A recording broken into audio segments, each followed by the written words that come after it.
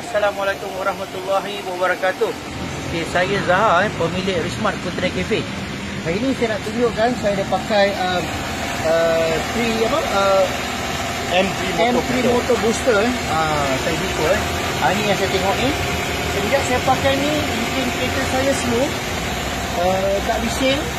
Lepas tu aircon sejuk, gear pun mantap.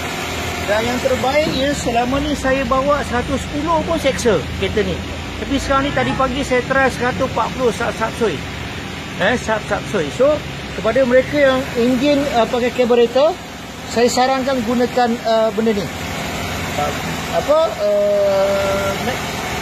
M3 Motor Booster. Bukan booster KJ tau. Bukan booster KKM tau.